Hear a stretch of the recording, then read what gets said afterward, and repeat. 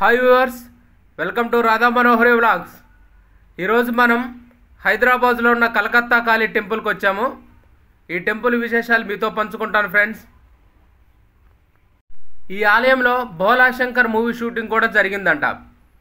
ప్రతి మంగళవారం, ప్రతి శుక్రవారం ఈ ఆలయానికి వందలాది మంది భక్తులు వచ్చి దర్శనం చేసుకోవడం జరుగుతుంది. అంతేకాదు, ఈ ఆలయంలో దర్శనం టికెట్ కానీ, పార్కింగ్ టికెట్ కానీ ఏమీ లేవు. ఈ ఆలయం మొత్తం 3 ఎకరాల్లో విస్తరించి ఉంది. ఈ ఆలయం 5 ఆలయాల సమూహం ఫ్రెండ్స్. ఈ ఆలయం మొత్తం పూర్తిగా బెంగాలీ ఆర్కిటెక్చర్తోనే ఉంటుంది. చూడండి ఫ్రెండ్స్, ఎంత అద్భుతంగా ఉందో. ఈ 3 ఎకరాల ప్లేసుల్లోనే 5 ఆలయాల సమూహంగా బెంగాలీ ఆర్కిటెక్చర్తో ఈ ఆలయాన్ని తీర్చిదిద్దటం జరిగింది. ఈ ఆలయాన్ని స్వర్ణశిల్పి వివేకానంద కాళీ మందిర్ అని పిలవటం జరుగుతుంది. బెంగాలీ వాళ్ళు ఇక్కడ ఈ అమ్మవారి కోసం ఆలయం కట్టించడం జరిగింది. ముందుగా మనం ఈ ఆలయంలో గణాధిపతి మరియు రాధాకృష్ణులను దర్శనం చేసుకుందాం ఫ్రెండ్స్. ఇప్పుడు మనం వెళ్ళే ఈ మెట్ల మార్గం గుండానే రాధాకృష్ణులు మరియు గణేశుడు విగ్రహాలు మరియు గుళ్ళు ఉన్నాయి. చూడండి ఫ్రెండ్స్, ఈ ఆలయంలో ఉన్న గర్భాలయాలు ఉన్న శిల్పాలు, ఈ ఆలయ పూజా వ్యవహారాలు అన్నీ కూడా నార్త్ ఇండియన్ స్టైల్లోనే ఉంటాయి. మన సౌత్ ఇండియన్ స్టైల్లో ఎక్కువగా గ్రానైట్ను వాడతారు దేవతామూర్తుల తయారీకి, కానీ ఇక్కడ పాలరాతి విగ్రహాలు వాడటం జరిగింది. ఇక్కడి నుంచి మనం కొంచెం ముందుకెళితే ఆ మహాగణాధిపతి టెంపుల్ కనిపిస్తుంది. చూడండి ఫ్రెండ్స్, ఎంత అద్భుతంగా ఉందో. ఇక్కడ జరిగే అన్ని పూజా వ్యవహారాలు కానీ, అయ్యగారులు కానీ అందరూ కూడా నార్త్ ఇండియన్ స్టైల్స్, అంటే ఆ బెంగాలీ స్టైల్లోనే మనకు కనపడుతుంది.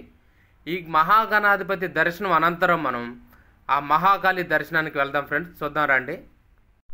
మహాగణాధిపతి దర్శన అనంతరం మనం ఇప్పుడు కనిపిస్తున్న మెట్లు ఎక్కితే ఫస్ట్ ఫ్లోర్లో అష్టభుజాలతో కాళికామాత దర్శనం జరుగుతుంది మనకి. కాళికామాత భయంకర రూపమేనా కానీ ఈ ఆలయంలో ఉన్న కాళికామాత అంత భయంకరంగా కనిపించదు. ప్రేమతత్వమే ఆమె కళ్ళల్లో కనపడుతుంది మనకి. అచ్చం కలకత్తాలో దక్షిణేశ్వరి టెంపుల్లో ఎలా అయితే కాళికామాత మూర్తి ఉందో అలాంటి మూర్తిని ఇక్కడ ప్రతిష్ఠించడం జరిగింది ఫ్రెండ్స్. చూడండి, కాళికామాత ఎంత ఉగ్ర స్వరూపంలో ఉన్నా కానీ ఆమె దగ్గర ఒక శాంతి, ఒక ప్రశాంతత మనకు కనిపిస్తుంది. ఈ ఆలయంలో జరిగే అన్ని పూజా కార్యక్రమాలు కూడా దక్షిణేశ్వర కాళికా మందిర్లో ఏ పూజా వ్యవహారాలు అయితే జరుగుతాయో అలాంటి శైలిలోనే, ఆ సంప్రదాయంలోనే నిర్వహించడం జరుగుతుంది ఈ ఆలయం సిబ్బంది.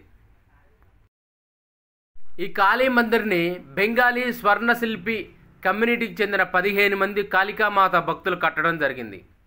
అంతేకాదు, ఆ కాళికామాత భక్తులకి అమ్మవారు దర్శనమిచ్చి మరీ అడిగి ఈ ప్రదేశంలో తనకి గుడి కట్టమని ఆదేశించిందంట.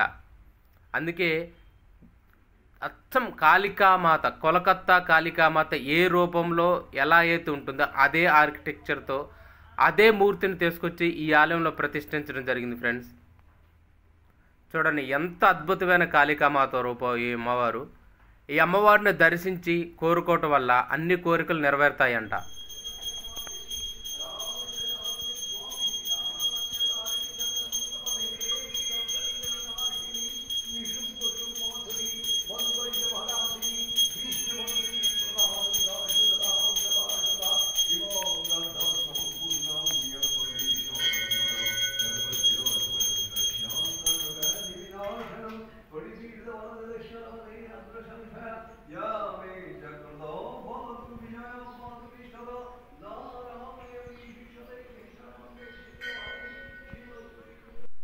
చూడండి ఫ్రెండ్స్, ఇది ఆలయం యొక్క ఫుల్ వ్యూ. ఇది ముందుగా చెప్పాను కదా, ఈ ఆలయం 5 ఆలయాల సమూహంతో నిర్మించడం జరిగింది.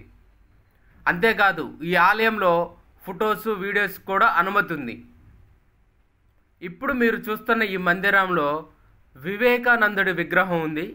ఇక్కడికి వచ్చి వివేకానందుడి దగ్గర భజనలు ప్లస్ ధ్యానం చేసుకోవడం జరుగుతుంది భక్తులు. ఈ ఆలయంలో గణేష్ నవరాత్రులు, దుర్గాదేవి నవరాత్రులు, మహాశివరాత్రి పర్వదినాలు చాలా విశేషంగా జరుగుతుంది. అంతేకాదు, బెంగాలీ ఫెస్టివల్స్ వచ్చినప్పుడు కూడా ఈ ఆలయంలో విశేషమైన అలంకరణ, అభిషేకాలు, పూజలు చేయడం జరుగుతుంది అమ్మవారికి. ఈ మందిరంలోనే ధ్యాన ముద్రలో ఉన్న వివేకానంద మూర్తిలో మనకు కనిపిస్తాడు ఫ్రెండ్స్. చూడండి, ఈ మందిరంలో వేలాది మంది భక్తులు కూర్చొని ఒకేసారి ధ్యానం చేసుకునే అవకాశం మనకుంది.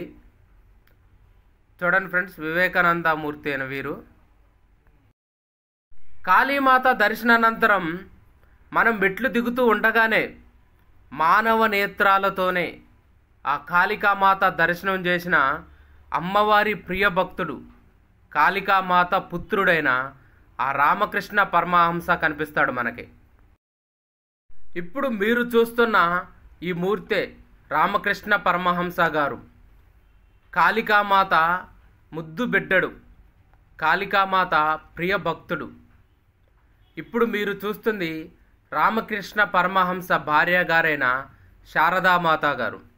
కలకత్తా కాళికామాత ఆలయం ఈ రేంజ్లో అభివృద్ధి అవ్వటానికి, మరి వందలాది మంది భక్తులు దర్శించుకోవటానికి ఈ పుణ్య దంపతులే కారణం. ఈ ఆలయం పూర్తి కావడానికి 8 సంవత్సరాల టైం పట్టింది. 2020వ సంవత్సరంలో ఈ ఆలయాన్ని భక్తుల సందర్శనార్థం తెరవటం జరిగింది. ఇప్పుడు మనం ఆ దేవాది దేవుడైన మహాదేవుణ్ణి దర్శించుకోవడానికి వెళ్దాం ఫ్రెండ్స్.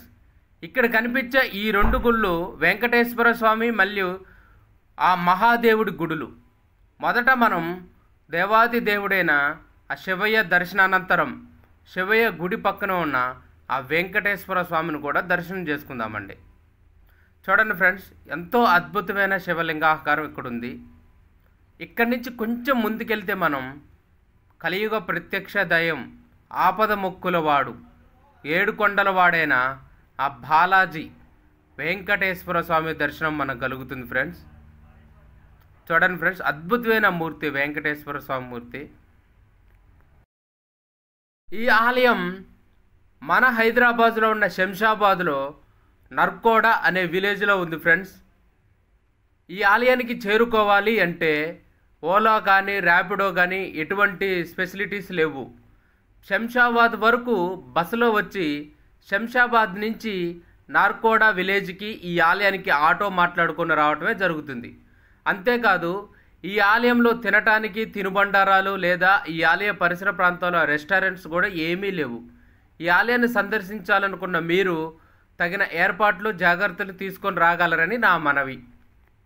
ఈ ఆలయం పురాతన ఆలయమైన ఎన్నో మూవీ షూటింగ్స్ జరిగిన అమ్మపల్లి టెంపుల్కి 3 కిలోమీటర్ల దూరంలోనే ఉంది.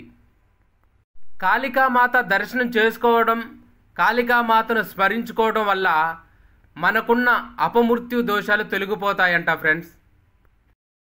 ఈ కాళీ మందిర్లో ప్రతిరోజు సాయంత్రం అమ్మవారికి 7 గంటలప్పుడు ఇచ్చే హారతి చాలా స్పెషల్. బెంగాలీ డోలు చప్పులతో చాలా అద్భుతంగా ఉంటుంది ఫ్రెండ్స్.